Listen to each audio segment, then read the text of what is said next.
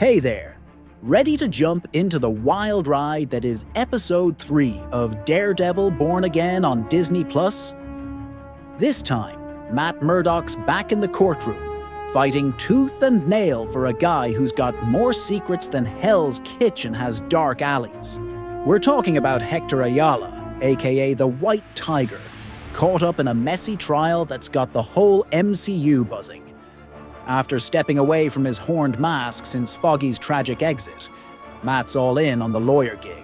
But this case, it's a roller coaster that drags him and us through twists you won't see coming, with Wilson Fisk lurking in the shadows and a jaw-dropping ending. This episode's packed with courtroom drama and street-level stakes that'll keep you hooked. So, grab a seat, because I'm about to walk you through every gritty moment of this Daredevil chapter. Trust me, it's a wild one you don't want to miss. The episode kicks off with Matt Murdock heading to the jail to check in on Hector Ayala. And man, does it hit you right away.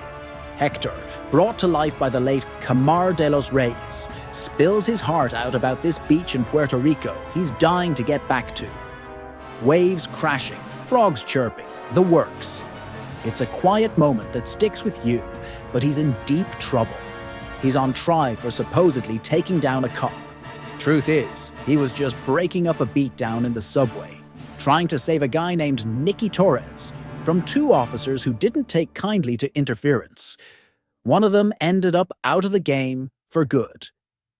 Matt, still reeling from Foggy's loss and ditching the Daredevil suit, sees this as his shot to make the legal system work, so he dives in headfirst to defend Hector.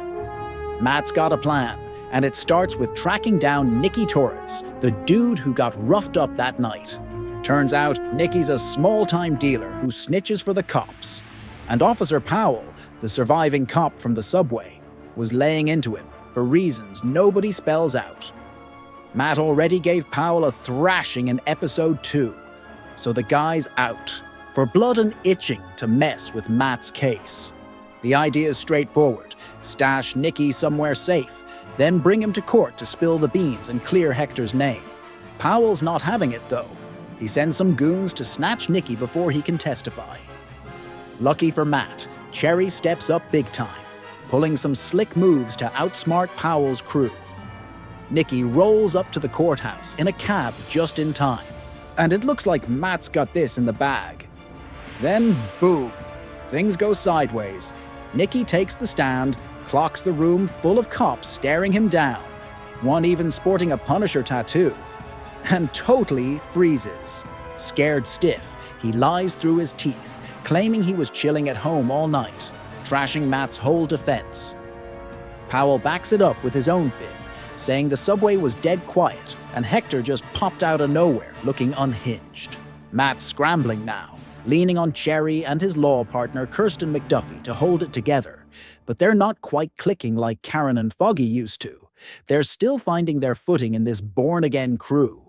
The case is slipping away, and Matt knows he's got to do something drastic. So he pulls the wildest move yet. While grilling Hector on the stand, Matt whips out the White Tiger mask and holds it up for everyone to see, outing Hector as the vigilante, right there in court. The room loses it. Gasps everywhere, Cherry and Kirsten chewing him out for the stunt, and Hector's just stunned. Matt's banking on a hail Mary here. Since Nicky bailed, he's got to win the jury's hearts instead. He starts parading and folks the White Tiger's saved. Regular people who owe their safety to Hector's nighttime heroics. Then he digs up police reports showing the good stuff, like that time Hector helped a cop nab a crook, one even signed by an Officer Morales, a sneaky MCU nod maybe. It's a long shot, but Matt's playing it smart. The prosecutor pushes back, arguing that bad guys can do nice things too. But Matt doubles down. He paints Hector as a street savior, the kind of guy the system can't replace, and the jury starts buying it. After a nail-biting trial, the verdict drops. Hector Ayala walks free, not guilty on all counts. It's a rush of relief, and Matt cracks open a fancy bourbon he and Foggy used to save for wins. A rare nod to believing in the law. Meanwhile, Wilson Fisk's barely in the picture, just stewing in the background, ticked off that a vigilante's back on the streets. He nudges BB Urish to pen a hit piece on the trial, but he's mostly sitting this one out, plotting something bigger. Here's where it flips. Matt tells Hector to hang up the mask, but the guy can't let go. He suits up as White Tiger again, hitting the streets to keep helping out. Barely gets started though, and disaster strikes. He takes a bullet to the head and drops cold. The shooter, some figure in a vest with the Punisher logo plastered on it, stepping out of the shadows just long enough to finish the job, then vanishing into the night, leaving Hector lifeless on the pavement. And that's how episode 3 of Daredevil. Born Again slams the brakes, leaving you gut-punched. Matt thought he'd pulled off a miracle, promising Hector he'd see that Puerto Rican beach again. Frogs singing, waves rolling in. But nope, the White Tiger doesn't even make it a full day as a free man. That bullet wipes it all out. And the credits roll with those beach sounds Hector loved, kicking in right as he's down for the count. It's haunting, man. This whole thing screams Hell's Kitchen. You might win in court, but the streets don't care about your fancy verdicts. Matt's left with a win that stings. He showed he's still a courtroom wizard, turning a losing hand into a not guilty with that White Tiger reveal. The jury ate it up, seeing Hector as a hero worth rooting for, and Matt made it happen. But it didn't save the guy. Hector couldn't ditch the mask, and it cost him everything. Matt's been clinging to the law since Foggy went down, trying to prove it's enough. But this? It's another smack in the face that justice on paper doesn't hold up out there. That bourbon toast feels hollow now, a toast to a victory that slipped through his fingers. Fisk, meanwhile, keeps it low-key this time. He's fuming that Hector walked, sicking BB Urish on the story to stir the pot. But he's not making big moves yet. You can tell he's cooking something, though, letting the chaos play out while he watches from the sidelines.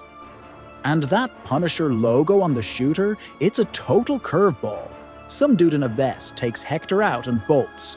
No explanation, just a tease that leaves you hanging. Disney Plus is playing it coy with that one, and it's got MCU fans buzzing for sure.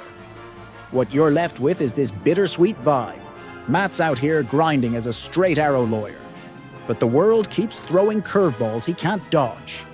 Hector had his shining moment, cleared of all charges, only to get knocked out for good, because he couldn't quit the fight. That beach chat from the start, full of hope and nostalgia, turns brutal by the end.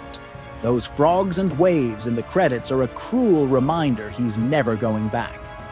It's classic Hell's Kitchen. One step forward, 2 steps back.